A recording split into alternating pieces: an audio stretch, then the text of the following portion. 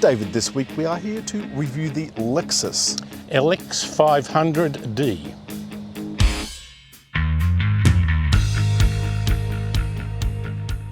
A lot of people, David, know the Toyota version of this, which of course is the Land Cruiser.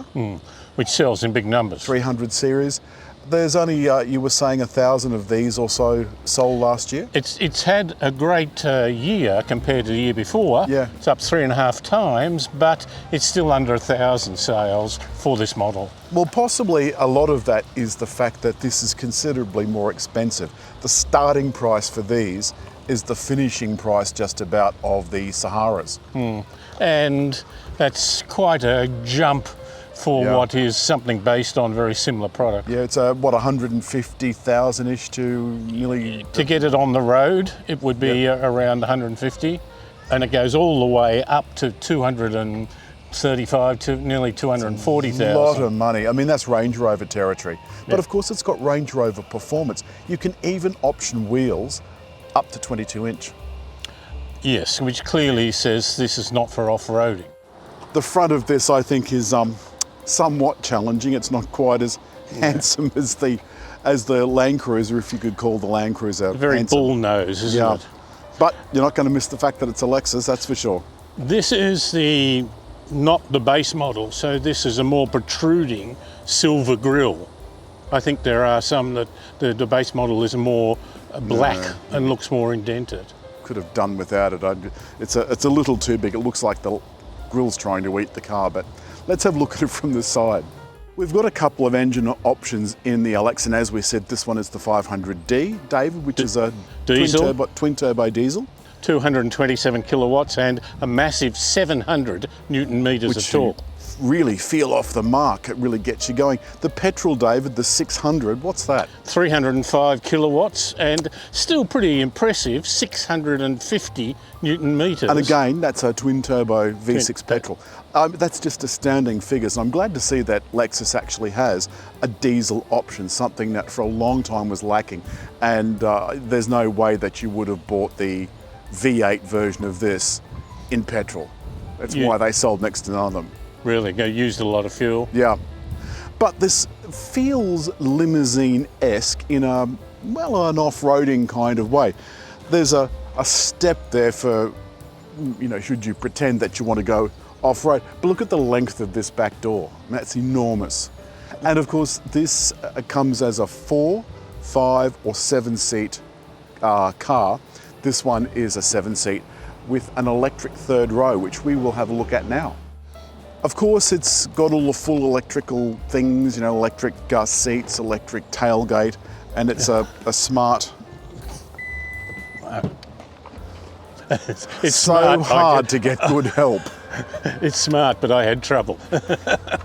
The problem is with the third row up, there's not a whole lot of space back here. That really is space challenged. And you can see here with the other side down, there's enough room for the bag and so forth. Now inside there's a third row of vents on the pillars and up on the roof. There's some power outlets. It has 171 litres, they say. There's space in the back with the seats up, but I would think that even a small hatchback would be embarrassed by that figure. I agree, but a small hatchback does not have a 100-watt electrical outlet and electric back seats. Look at that, wacky-doo. And that will fold all the way down. And with those seats fully down, it really is quite a large space. And you'll notice the seats go down 40-40-20, which is an awful lot of space once they're folded down. Oh yeah. Now the back seat is tall. It's very spacious. The thing is that, of course, the front seat slid back when I got out of the car. But we do have a couple of extra rows here of air conditioning and another couple of USB ports and a couple of vents. David, this is very limo-esque in the back. You've even got some cup holders there in the centre armrest.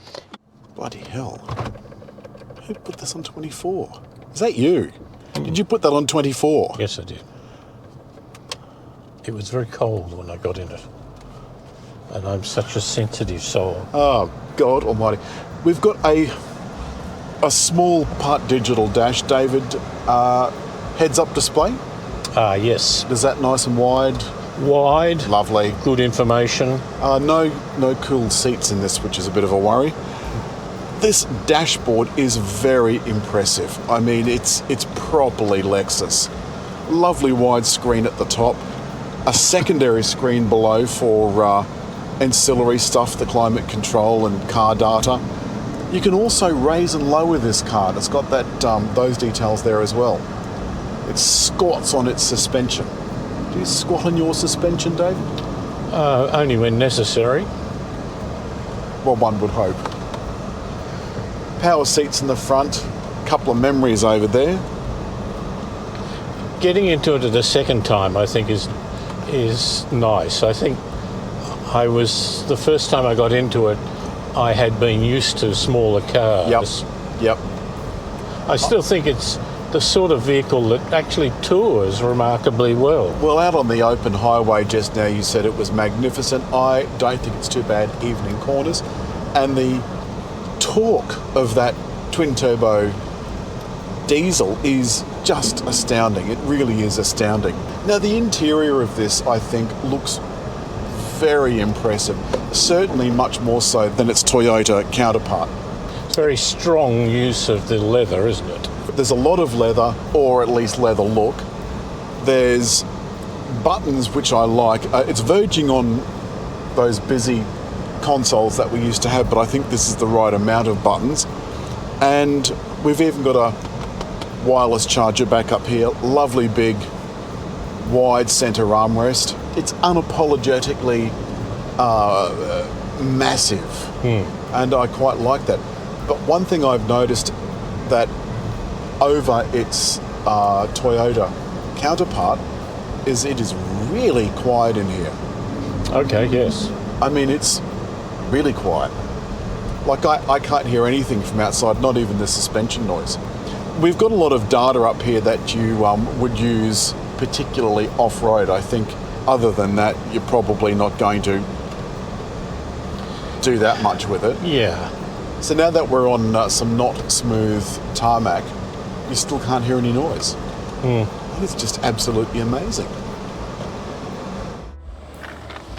You right there, old boy? Yep. I am getting... Give me a year, I'll be better. I'm just I think we can go out there. Oh. Lovely reversing camera. That's very, very clear. Hang on, let me just put this over. And look under, it's got the car is transparent. Yeah, it remembers the surface area. Well, that'd be handy if you didn't want to reverse over rocks and what have you. Or worse still, a rock shelf. Now, I noticed climbing in just then, there was a huge difference in height between that and the first time. I'm going to need some help coming out of here. Clear left. Clear left. Oh, there's a big old chunk of lassie. See, this is almost like a tugboat. It's got heaps of power and surges. There is a four-seater version, and one might argue that it's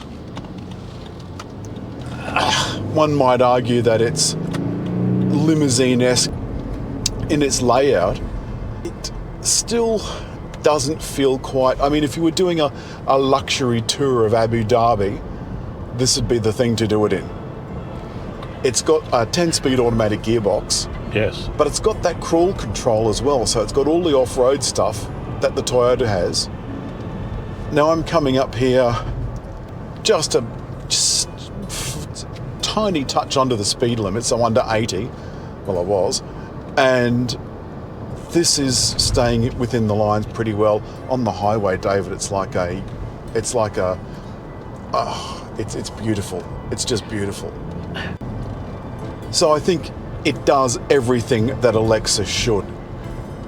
Does that justify an extra $40,000 to $80,000, do you think?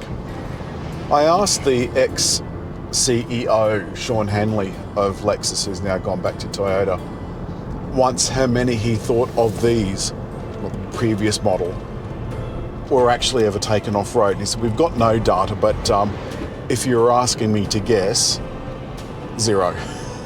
Yeah. That's Which is such a shame because it is at least as capable as a Range Rover and probably more reliable.